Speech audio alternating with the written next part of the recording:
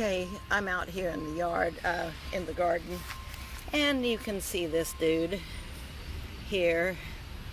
Ooh.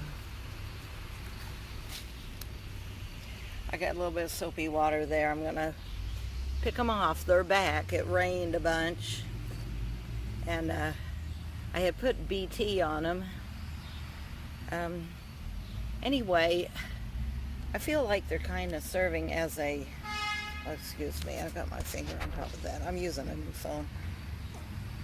Anyway, they're kind of serving as a trap crop over here, so that there's not as many over there where you can see the beaten down lettuce and Asian greens and stuff. So look at those potatoes, good grief. So anyway, I'm gonna pick off some more of these. Talk at you later.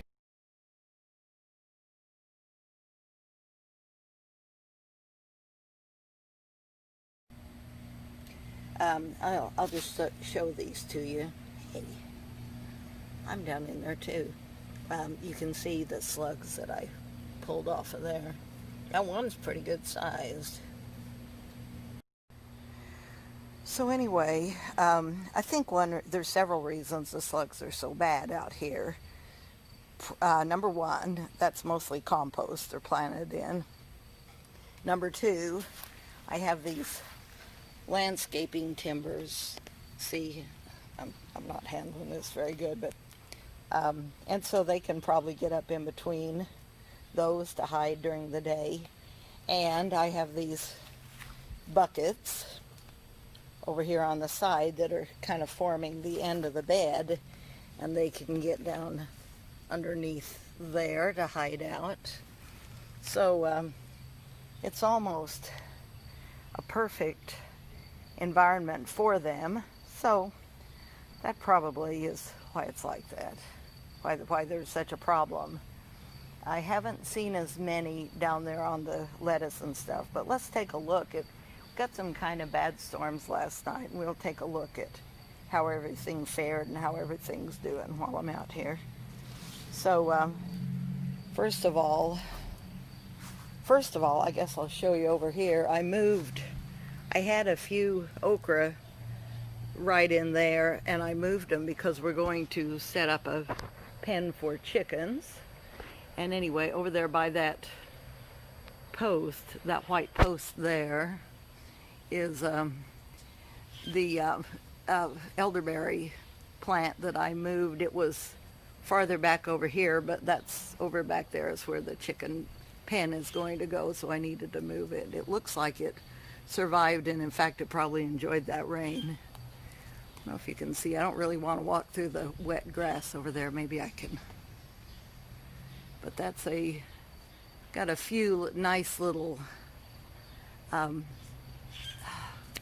lamb's quarters over there. So anyway, that's that. We'll look at and see how things are doing. That tomato there is doing pretty well. I'm stumbling over something here. Yeah, that's looking good. Tomato over there looking good. Some tomatoes down in there that are alive and kicking and doing well. In this bucket here, got a couple of zinnias and there was an okra, and then I put some okra seed in there too. So hopefully from all this I'll have some okra. These are just some regrowing things. So that's a turnip top and some green onion tops or bottoms that I put in. Anyway, this is early summer crookneck squash coming up in that bucket. And let's see, this bucket's got acorn squash. I'm not sure exactly how they're eventually going to, if I'm going to need to move them or what, but I do want to try to grow some winter squash. And this bucket here, nothing's up yet, but it's got Florence fennel seeds in it. Fennel is something I've always wanted to try growing. Let's see what else is out here. I'm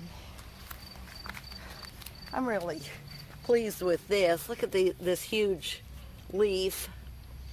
Another few huge leaves. This is a turnip top that I put into the ground out here. Got a little start of holy basil there.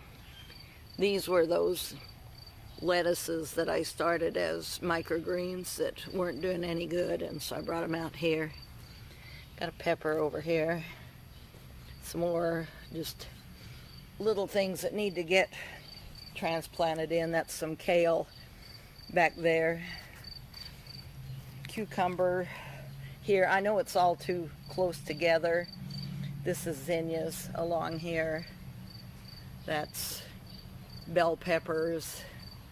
A little bit of collards. So anyway, some of this will probably have to move when it gets to going good. And we'll stop on the potato here. My original plan was to take these potato pieces out, which basically were sprouting or old potatoes that I had in the house, and I cut them. I actually used as much of the flesh as I could, and I just had kind of thick pieces of peel. And I was hanging on to them. I was going to put them in one of the, like a stock tank or something out at the other property, but we didn't make it out there, and I got tired of waiting, so I put them here. So they're taking up space here, but I bet you I get some potatoes. And before I go farther down this way, we'll step over here where I got I've got 2 hanging baskets with strawberries in them. And this little bed here, I put potatoes in, but it already had garlic. And I forgot that I put some sunchokes out here. So we got the sunchokes and the potatoes duking it out down under the ground. And I had an idea for how I might be able to like put something around these and hill up on it, but I haven't worked that out yet exactly. Ooh. It'd be nice to see these blooming before long. And then I am getting some peas back there, and I do not know if they are designed to be eaten as pods or shelled, so I don't know. And I'm not a big pea fan anyway, so we'll just see. Over along this fence, I'll just point out, got the pot of oregano. There's a lamb's quarter coming up here. Hopefully right in here we'll have, okay, right in there we'll have some Malabar spinach. This is some more sunchokes. That little, those are, where's my finger? Those are red noodle beans. Got a spearmint. Got more some echinacea and a hopefully a black-eyed. Where's my finger? Find my finger. There it is. Black-eyed Susan. Feverfew. Nope. What does that say? Borage. It looks like something coming up in it.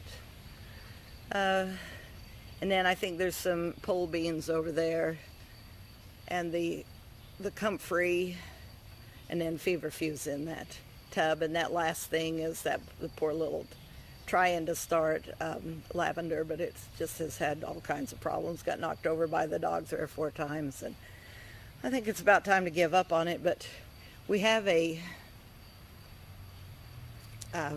mulberry growing up on the fence row there that I'm going to have to try to cut out. But it may seem a little strange, but this year I'm trying to do my garden work by the almanac. And so when I try to kill things like mulberry trees or whatever, I'm trying to do it on days that are good for that.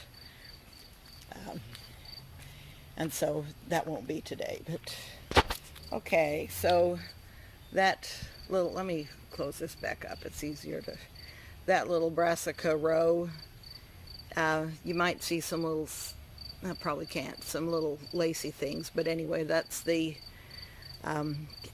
radishes and carrots that I sowed together, and hopefully I'll get a few radishes out of that. And I think this has been dug up. This gets dug quite a bit by, neighborhood cats.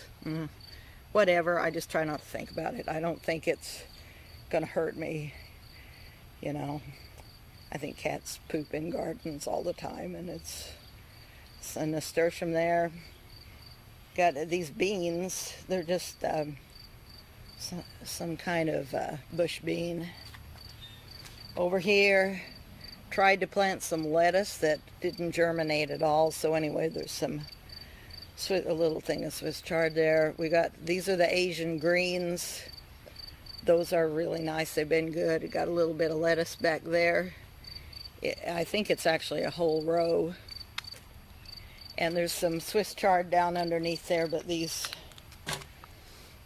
broccoli plants got kind of knocked over by the storm. And this broccoli has not wanted to form heads. And remember, I don't know if anybody remembers last year, I had the same problem. This is probably the same kind of seeds. They didn't want to form heads. And I think that when I try to plant in the fall, I think we're going to go with calabrese instead of whatever this one is. I can't remember the name. I will insert that or fill you in on that later. So anyway, that's the most of what's going on out here. Here's some little things that need to be potted up at some time or another. This is cilantro, and I also had chives in there, and they're not germinating. These are Poblano Peppers. Those are cayenne. These especially were in that stunted dirt, they were sown a long time ago, but I think if I got them up in some good dirt and fertilized them and stuff, they would take off and do okay. This is, I believe, regular basil. These are St. John's wort that I'm trying to get started. This is Calendula, which never had any luck with. This is chamomile. And then these are cherry tomatoes that really need to get into a bigger pot of some sort, and I don't know exactly where I'm going to put them. One thing that's neat is I discovered that up around over along the side of the house up here and even into the front yard, that this gets a lot more sun than I realized. I was watching the sun pattern the other day, and it was actually sunny all the way from sun up until like maybe 2 o'clock in the afternoon, maybe a little later. So I'm thinking about, I'll get this on something pretty. I'm thinking about trying to put some winter squash in the front yard, so we'll see. But anyway, I'm not displeased with this, and I'm actually kind of happy. It kind of took a beating last night, but everything's looking pretty good, and yeah, talk to you later.